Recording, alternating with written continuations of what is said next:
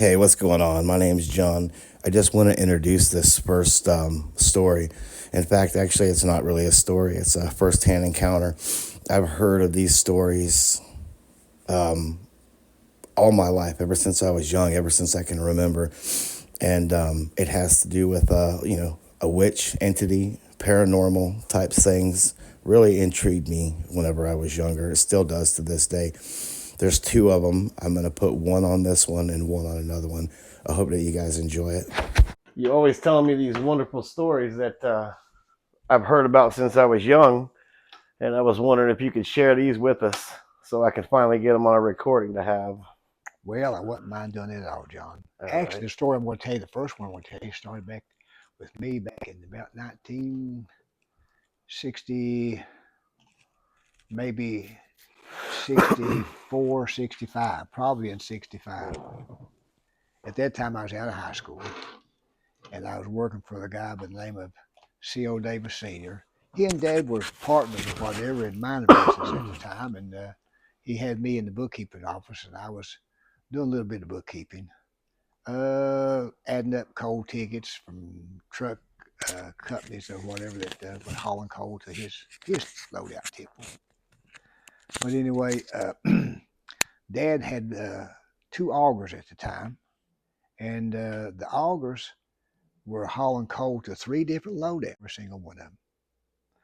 So anyway, I go down the street for lunch, going down to the little restaurant to get some lunch or whatever, and I run into Chester. He's on the street. And I say, Chester, how come you're not working today? Well, he says, I quit. I said, you quit work? He said, I've quit. I said, what do you and Dad get into it over? Because Chester, I knew, had a little bit of a temper, and Dad had a little bit of a temper, so I figured they might have got into some kind of argument, and Chester up and quit. He said, no, I didn't quit. I said, did you and Dad get into some kind of a argument? He says, no. He says, me and Red Lester are just like this. He held two fingers up close together, squeezed together. He said, we're just like this. I said, well, what happened? He said, nothing happened. I just decided to quit. Well, I go home that evening and I see Dad. Dad comes in about 8 o'clock that night. And I said, listen, I saw Chester on the street at Yeager today and he said he quit work. Dad said he did. I said, what happened? He said, well, he just wanted to quit. So I didn't say any more about that. But about a week and a half goes by and I'm down the street about 4 o'clock that evening or five, getting ready to come home, and here comes Chester walking down the street again at Yeager. I said, Chester, you still not working? He said, no. He said, I'm not working. I said, how come you're not working or whatever? I said, you tell me you quit and you didn't have another job. So what happened, Chester, between you and Dad? Something happened to have you to quit. You don't have another job to go to. He said, nothing happened. I said, Chester, I know something's happened. Now tell me what happened. He said, well, I'm not telling you anything. If you want to know anything, you're going to have to ask Red. Just like that. I said, you and Dad got into it, didn't you? He said, no, I swear we didn't. And he said, me and Red Lester's just like this. He held up two fingers squeezed together again. He said, we're tight as those two fingers right there. I said, okay. So now I know there's something wrong when he says, if you find out anything besides that, you're going to have to ask Ed Lester, or he called him Red. But anyway, I go home that evening. Dad comes in to work about 9 o'clock at night. I said, Dad, I saw Chester again today on the street. He said, yeah. I said, listen, I'm talking to him and I'm questioning about why he might have quit work. And he's telling me that I need to talk to you. If I'm going to learn anything at all, it's going to be from you and not from him because he ain't going to tell me nothing. I said, now what happened? He said, well, I'm going to tell you something. And if you tell anybody and they ever ask me, I'm just going to tell them you lied about it. No truth to it whatsoever. I said, well, what are you talking about? He said, well, it was late. He said, this has been a couple of weeks ago or better, 3 weeks ago maybe. And he said, it was late night. And the augers, they shut down, quit running the truck and so forth about 11 o'clock at night. But he says, at the Mohawk Tipple, I dropped in to see Chester, how he was doing about loading the trucks. And I got down there and said, Chester had already turned the tipple off. He said, there hadn't been any trucks come for over an hour. He said, well, when they told me that, I knew something was broke down at the auger. and they're not sending any trucks down to the temple loaded. So the temple shut down. It's real quiet. Nothing's going on. It's a warm summer night. So we go out by the next to the sidetrack on the railroad, and we just sit down there talking.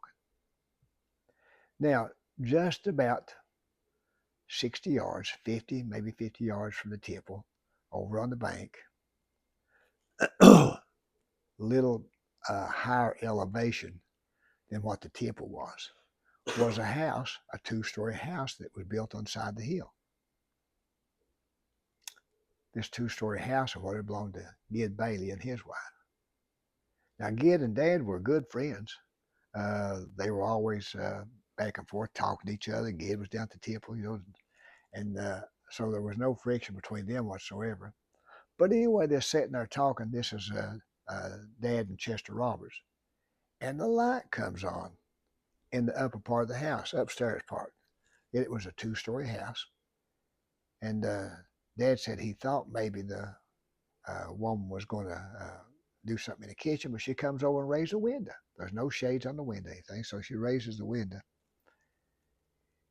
And he says, I'm thinking she's going to throw something out the window over the hill or whatever, maybe some dishwasher or something like that. Because he said there was no plumbing in the house or anything at that time. If you used the toilet, the restroom or bathroom, you had to go outside to a toilet. There was no running water, so you had to carry water. So they just would raise the window. There was nobody else around. In fact, there was not another house within 300 or 400 yards of them. So they just raise the window and throw the dishwasher out the window, whatever, down next to the railroad track. But he said that's not what happened. He said, Chester and I sitting there looking. And it's completely dark. About 10 o'clock at night, 10:30. And he says, all of a sudden, she puts a leg out the window. Now, he says, you remember, this is a two-story house, and on the front of the back of the house, there's stilts, about an 8-foot stilt, to level this house up to where you can build up this two-story, because it's sitting on a steep hillside. And he said, I'm watching her. Then she puts the other leg out the window. Now, she's sitting in this window.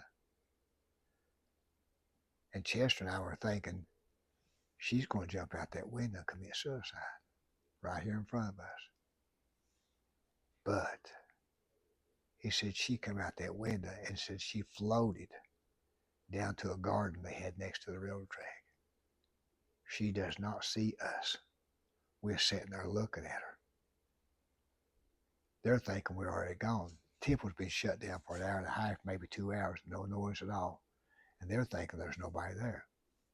And she floats out of that window down to the garden, picks some stuff out of the garden, and floats back up through the air and goes back through that window. He said, I looked at Chester, and he looked at me. I never said a word. Chester never said a word. We both jumped up and ran.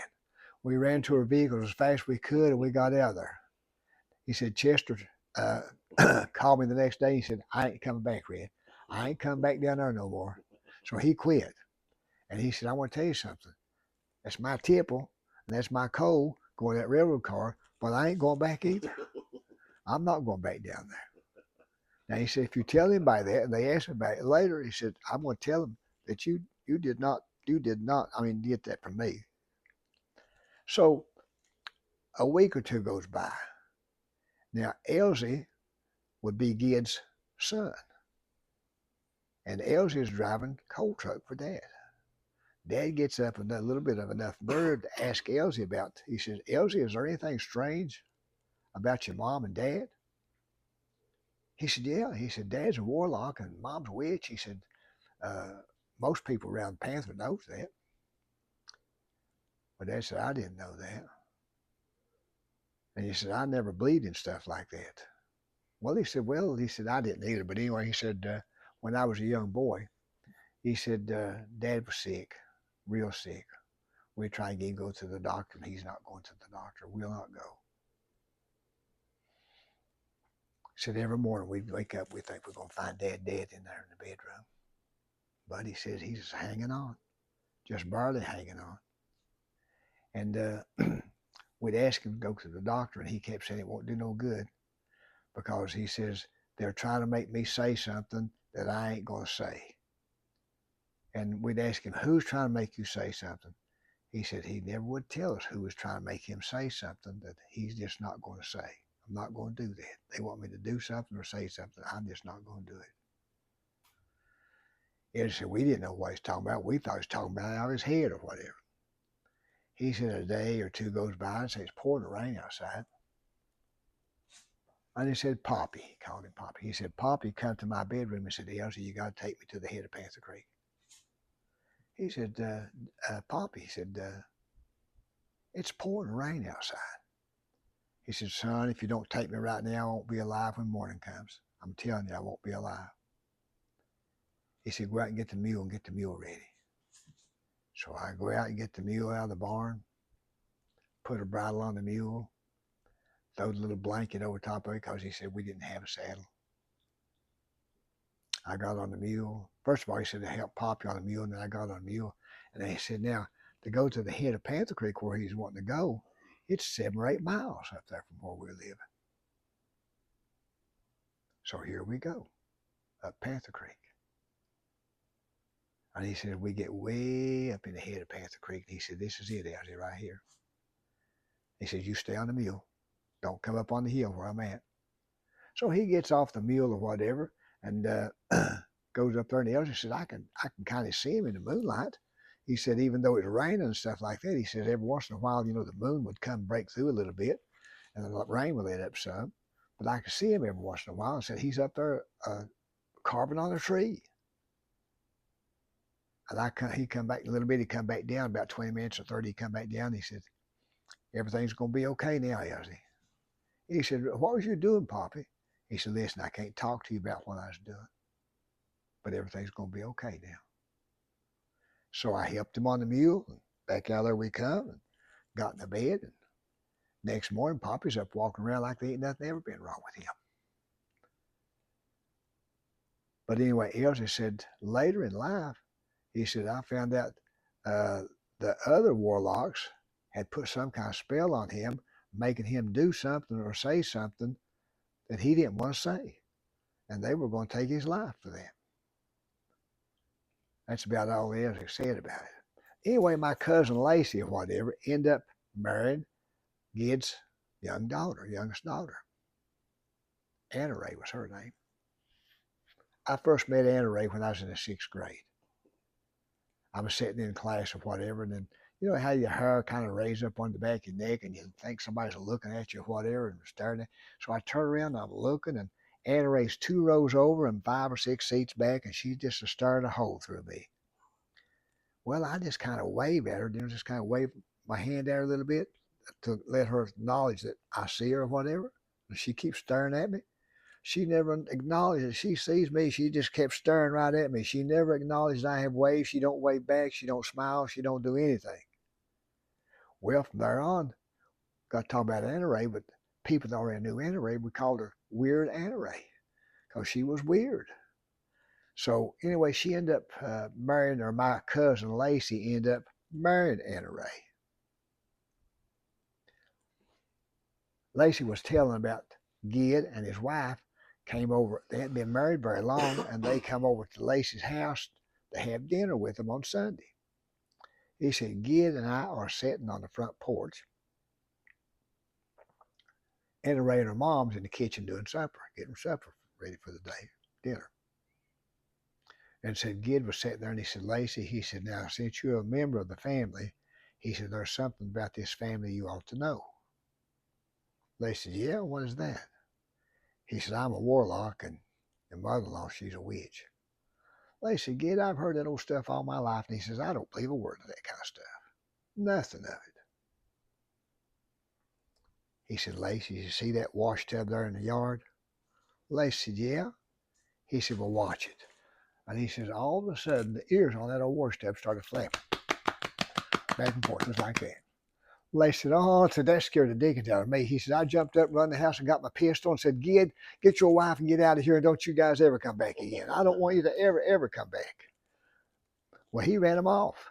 And as far as I know, they never came back, nor did he ever go visit them or whatever. But anyway, a little later in life, Lacey and Anna Ray, they have 2 kids, a boy and a girl. The boy and girl's The part of the story I'm going to tell you, they're up and both of them are out and married. And Lacey's telling me that they're having marital problems, and because of the way Anna Ray's, the weirdness stuff, the way she's acting, uh, not because he was going out on her or anything. He didn't. Lacey didn't drink. He didn't stay out or anything like that. But anyway, uh, Anna Ray, he said, I'm in bed with Anna Ray, and he says how you can run your hand under a pillow in the summertime when it's a little cooler under the pillow. He says, I run my hand under her pillow, and doggone, she's got a butcher knife under her pillow. I'm thinking, oh my goodness, what's she going to do with the butcher knife in the bedroom and under her pillow? I'm thinking, she's going to kill me. He said, so I got to sleeping on the couch. I wouldn't sleep with her. And then I'd wake up in the middle of the night, and she's standing there looking down at me. And I'd say, Anna Ray, going back to bed now. Getting yourself in the bed right now. Go on. And I'd run her back to the bedroom. I'm sleeping on the couch the next night. I'd wake up and she'd be standing there looking down at me. I keep thinking about that butcher knife or whatever. So he said, I'll fix her. So he got a little bit of gasoline and put a little bit of gasoline in a can, little cup. Now he's going to set her on fire. When she comes in tonight or whenever this might be, he's going to throw it on her and light a match and burn her up. Yeah, he's afraid. He done got scared at this point. He knew what her mom and dad was, and here's Anna Ray doing these weird things, acting weird or whatever. So he's scared of his wife now. He's scared of her. Yeah, yeah. So she comes in. Well, he's there that night or whatever. So sure enough, he wakes up and she's standing there. He said, Anna Ray, get on back to bed. And said she just kept standing there staring at him. No emotion whatsoever. Doesn't speak, doesn't smile, doesn't do anything, just standing staring, just looking at him, not even blinking an eye or anything. He said, I reached down and got that little cup of gas, and he said, I threw it, and said, when I did, I missed part, I got part of it on her, but I missed part of it. And he said, I struck that match, and he said, I got the couch on fire, and he got the carpet on fire, and said she got part of her dress on fire, and said she got that out real quick. He said, I about burned the house down. He said, I had to hurry up, and get a chair or something, throw it outside, and get water out of the sink and throw it all over the carpet and the couch. He said, I about burned the house down. So I learned my lesson from that, he said. So, but he said, then after that, he said, I went to a bedroom and I'd shut the door and I'd take the chair with me and prop it up the chair against the knob so the door couldn't be open from the outside. He said, that's the way I have slept for the last 4 or 5 years of my life like that. That long. He didn't get out and he said, well, why he didn't leave any sooner than that? So anyway, he finally put enough pressure on her that she left. Okay. She left or whatever, went to Beckley. Now she passed away. This was 2024. She passed away about 4 years ago, 5 years ago. Lacey, by the way, is still living. He's not in the best of health or anything like that, but he still gets around pretty good. So he survived all of them. So there's nobody's left in Gid Bailey's family. All the sons and all the daughters have passed away, even Anna Ray now. Anna Ray was the last one to pass, but she has passed now. So that was just a weird experience.